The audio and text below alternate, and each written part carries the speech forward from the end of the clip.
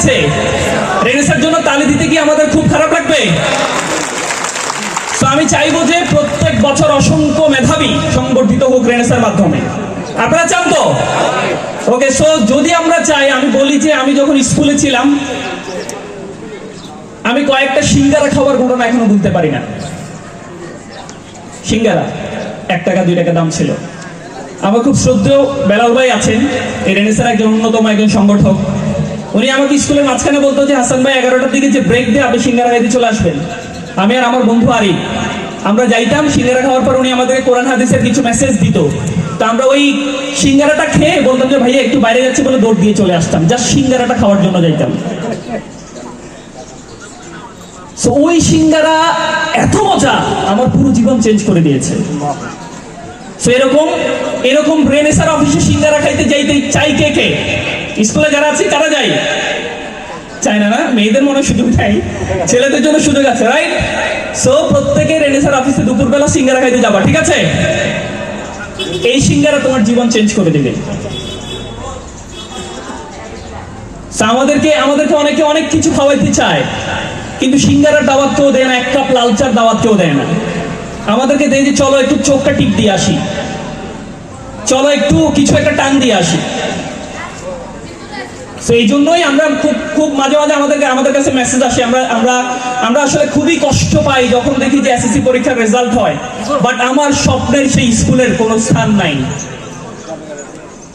যে স্কুলের মাঠে আমরা খেলাধুলা করছি, যে স্কুলের মাঠে এক সময় ফেনী কুমিল্লা বোর্ডে যে স্কুল 3rd, 2nd, 4th হইতো, সেই স্কুলের এখনো হয় নিচ থেকে। তো কেন হয়? আমাদের সেই মেধাবী শিক্ষকরা তো আছেন, আমাদের সেই মাঠ আছে, আমাদের এক সময় 3 শেডে আমরা পড়তাম, এখন 3 তলা বিল্ডিং।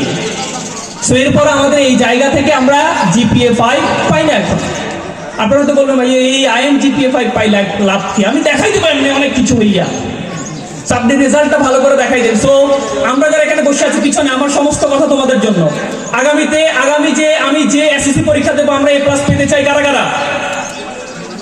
আমরা দেখিয়ে দিতে চাই যে হাসান ভাই আপনাকে আমি দেখাই দিতে চাই, আগামী বছর এসএসসি জিপিএ 5 পাওয়ার পরে আপনি এসে বলবেন যে ভাইয়া আমরা সেদিন হাত তুলেছি, আমরা আপনাদেরকে লজ্জিত করি নাই। পারবেন ইনশাআল্লাহ? সত্যি পারবা? ওকে, কেন পারতে হবে তোমাকে বলি। 1974 কত সাল? তোমরা জবাব দিচ্ছ না কেন? 1974 সাল। বাংলাদেশ স্বাধীনতা হয়েছে কবে সালে? কত সালে? 1971। তার 3 বছর পরে পৃথিবীতে প্রত্যেকদিন 3,66,000 বাচ্চা জন্মগ্রহণ করে, according to the news of WHO। বাংলাদেশে কতজন জন্মগ্রহণ করে আমরা কেউ জানি? প্রত্যেকদিন জানি না, না? 8,600। ঠিক সেম 1974 সালের কোনো একদিন দক্ষিণ কোরিয়াতে একটা বাচ্চা ছেলে জন্মগ্রহণ করছে। কোন দেশ? ওই যে পারমাণবিক অস্ত্র নিয়ে যে তাকাই থাকে, ওর দেশ না, ওর পাশের দেশ। সো জন্মের 2 ঘন্টা হয়ে গেছে, বাচ্চা কোনো সাউন্ড করে না। আমরা বুঝি কেমনে একটা নবজাতক জন্মগ্রহণ করার পরে সে জীবিত আছে কিনা? এটা বুঝি কেমনে? কিভাবে? কান্না করতে হয়, রাইট? আমাদের মায়েরা আছেন, অনেকে আছেন, অভিভাবক আছেন। তো ওই বাচ্চা 2 ঘন্টা ধরে কোনো কান্না করে না। মায়ের বয়স তখন মাত্র 21 বছর। মাত্র একদম দিশেহারা, একদম একেবারে পাগল হয়ে গেছে। আমার কলিজার ধন, আমার 9 মাস দেখে আমি গর্ভে ধারণ করেছি, আমার বাচ্চাটা কান্না করছে না কেন? ডাক্তার এসে বললো হি ইজ ডেড। ডাক্তার কি বললো? বাচ্চাটা মারা গেছে। মা তো মন মানে না, মা হচ্ছে পাগল হয়ে বাচ্চাটাকে বুকের মধ্যে একদম আরো প্রায় 20-30 মিনিটের মতো শক্ত করে ধরে রাখছে। বাবা হচ্ছে ওই বাচ্চার জন্য কবর খুঁড়তে গেছে, যেহেতু ডাক্তার কি বলছে, সার্টিফিকেট অলরেডি দিয়ে ফেলছে, হি ইজ ডেড। সো বাবা ফিরে আসলো বাচ্চাটা লাশটাকে, বাবুটাকে নেওয়ার জন্য। মা তো ছাড়ে না। আমাদের মায়েরা এমন, মারা কিন্তু আমাদেরকে ছাড়তে চায় না। ওই মা শক্ত করে ধরে রাখলো, আল্লাহর অলৌকিক ঘটনা, বাচ্চা কান্না করে উঠলো।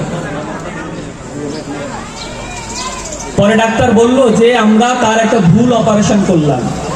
সেরিব্রাল পালসি নামক পৃথিবীতে একটা জটিল মস্তিষ্কের রোগ আছে। ওই রোগটা অপারেশন করার সময় তার ব্রেনের একটা স্নায়ু কেটে ফেলছে, ওই রোগে সে আক্রান্ত, এই জন্য 2 ঘন্টা পরে সে কান্না সাউন্ড দিচ্ছে। সো সেরিব্রাল পালসি যাদের হয় তারা বুদ্ধি প্রতিবন্ধী হয়। এন্ড দেন যখন তার বয়স 4, বাচ্চারা জন্মগ্রহণ করছে কত সালে? 1974।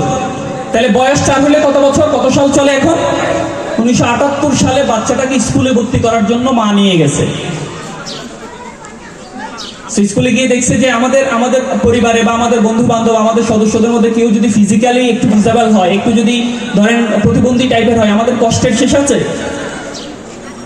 সো বাচ্চাটার তো অবস্থা তাই। নিয়ে গিয়ে দেখতেছে যে যত প্রতিবন্ধীদেরকে ওই স্কুলে পড়ায় শিকল দিয়ে বেঁধে রাখছে। এখন বলেন ব্রায়ান লারার মায়ের কাছে ব্রায়ান লারা পৃথিবীর নাম্বার 1 শাহরুখ খান না? তাই কিনা? মানে তার কাছে তো সে যদি ব্রায়ান লারাও হয়, but he is my king. So মায়ের কাছে ওই বাচ্চাটা হচ্ছে যে আমার ছেলে তোমার কাছে প্রতিবন্ধী, বাট আমার কাছে তো সে রাজপুত্র, আমার ছেলেকে শিকল দিয়ে বেঁধে রাখা যাবে না। নিয়ে চলে আসছে। আনার পরে ওই মা, আমি কিন্তু মায়ের গল্প বলছি, আমাদের মায়েরা যারা আছেন, ওই মা বাচ্চাটাকে নিয়ে ডাক্তারের কাছে গেছে, গিয়ে বললো যে আমার বাচ্চাটাকে একটু আইকিউ টেস্ট করানো।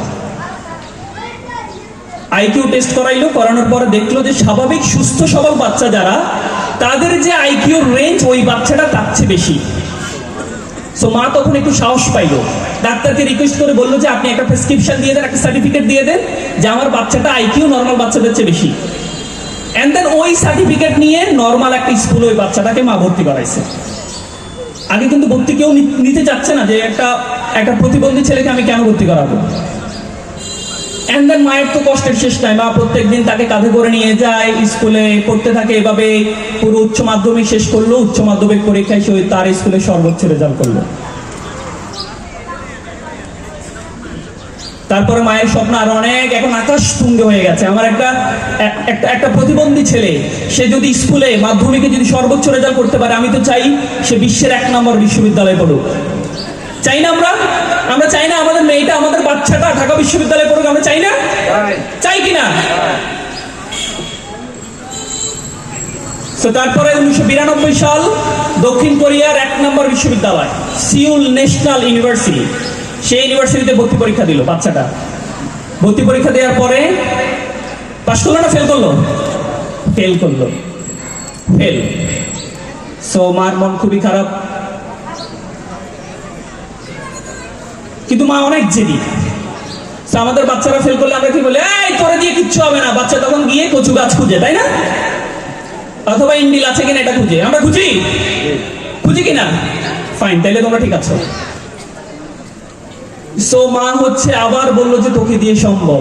দেন 1993 সালে সে আবার ভর্তি পরীক্ষা দিল। কোন ইউনিভার্সিটি? Seoul national university. পরীক্ষা দেওয়ার পরে 1993 সাল দক্ষিণ কোরিয়ার সর্বপ্রথম কোনো বাচ্চা যে সেরিব্রাল পালসি রোগে আক্রান্ত, সিউল ন্যাশনাল ইউনিভার্সিটির একমাত্র প্রতিবন্ধী ছাত্র হিসেবে চান্স পেল। আমরা তার জন্য তালি দেব না?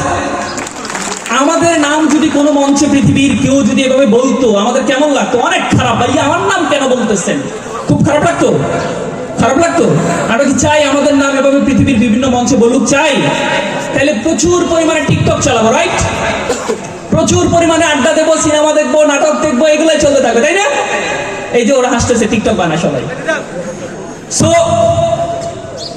রেকর্ড করল দক্ষিণ Korea.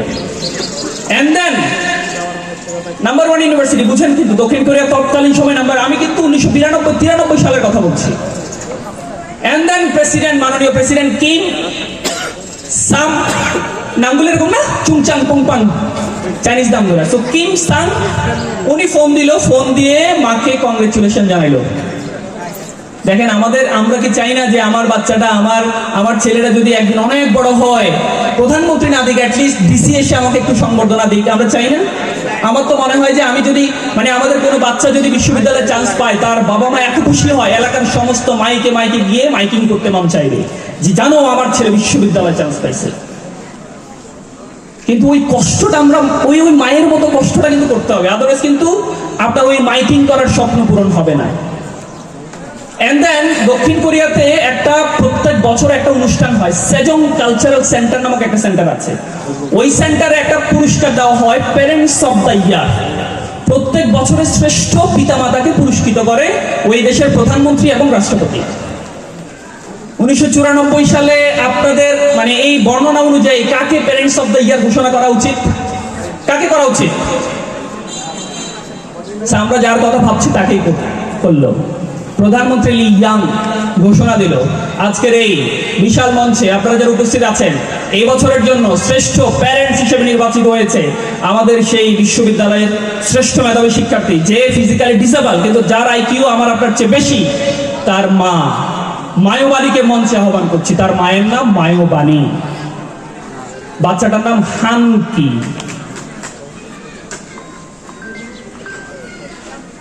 Parents of the year হয়েছে। তা আমাদের মায়েরা আমাদের বাচ্চাদেরকে বড় করার জন্য এত কষ্ট করে, কিন্তু আমরা টিকটক নিয়ে সারাক্ষণ ব্যস্ত, আমরা মোবাইল নিয়ে সারাক্ষণ ব্যস্ত, আমরা সময় কি করে নষ্ট করা যায় সেটা নিয়ে খুব ব্যস্ত। আমরা কি চাই না যে আমার আপনার নাম পৃথিবীর বড় বড় মঞ্চে উচ্চারিত হোক? আমরা কি চাই? আমরা কি মায়োবাণীর মতো আমাদের মায়েরা যারা আছেন, আপনার বাচ্চার জন্য আপনি কষ্ট স্যাক্রিফাইস করতে পারবেন? আপনারা হয়তো তার চেয়ে বেশি করবেন। আপনারা হয়তো এমনও অনেক মা আছে যারা হচ্ছে জীবনে 365 দিনে কোনোদিন মাছের মাথাটা খায়, কারণ আমার মেয়ে খাবে, আমার ছেলেটা খাবে। আমাদের অনেক বাবা আছে যারা কোনোদিন হয়তো নতুন একটা জামা কিনতে চায় না, যে আমার জামার টাকা যদি শেষ হয়ে যায় আমার বাচ্চাটাকে ঈদে কিছু দিতে পারবো না। কিন্তু আমরা যারা সেই মা বাবার সন্তান আছি, আমরা তো জামা একটা দেওয়ার পরে মা R1 5 আসছে বাজারে, আব্বাকে বলে যে আব্বা আইফোন না দিলে তো কিডনি বিক্রি করে গেলাম, আইফোন আমার চাই। কিন্তু তুমি জানো না, তুমি যদি একজন ব্র্যান্ড হতে পারো, তুমি যদি সেই হানকির মতো হতে পারো, তাহলে পৃথিবীর সমস্ত আইফোন তোমার ছবি তুলবে, পৃথিবীর সমস্ত ব্র্যান্ড গাড়ি তোমার পেছনে ঘুরবে। সো এই জন্য প্রচুর পরিমাণে ঘুমাইতে হবে, ঠিক আছে না? প্রচুর পরিমাণে মোবাইলে সময় দিতে হবে, ঠিক আছে না সামিউল? ঠিক আছে। সো তোমরা আজকে যারা এখানে আছো তারা সবাই কথা দিচ্ছ যে আমাদের স্কুলের যে বদনাম, যে রেজাল্টের ঐতিহ্য ছিল সেটা তোমরা পুনরুদ্ধার করবা, ঘোষণা দিচ্ছ? রাজি আছো নাকি বলবো যে ভাইয়া আপনি বলছেন আল্লাহ তো 2টা কান দিচ্ছে, একটা কান দিয়ে ঢুকাবো আর একটা কান তো আছে বের হওয়ার জন্য? এই যদি হয় তাহলে আমাদের এই রেনেসার এই যে 1 মাস ধরে যে পরিশ্রম সম্পূর্ণ বৃথা যাবে। তাই যদি হয় তাহলে আমাদের সমস্ত আয়োজন বৃথা যাবে। সো আজকে আমাদের যারা সংবর্ধিত আমরা হব, নিশ্চয়ই তোমাদের উপর একটা কঠিন দায়িত্ব এসে যাবে। তুমি যখন হিরো হিসেবে কংগ্রেচুলেশন পাবা, এন্ড দেন তোমার খারাপ করার আর কোনো সুযোগ আছে? বলো? এর চেয়ে ভালো যে পুরস্কার না নিলেই ভালো। যেহেতু আমি পুরস্কারটা নিচ্ছি, এন্ড দেন যদি রেজাল্ট খারাপ হয় তোমাকে কিন্তু প্রচুর পরিমাণে মাইক দেওয়া হবে, ঠিক আছে? তো তোমাদের সবার জন্য অনেক দোয়া। আমি বিশ্বাস করি রেনেসার যে অসাধারণ একটি আয়োজন, এটা প্রত্যেক বছরে হবে এবং শুক্রবারে হলে আমি চলে আসবো ইনশাআল্লাহ। আসসালামু আলাইকুম ওয়া রাহমাতুল্লাহ।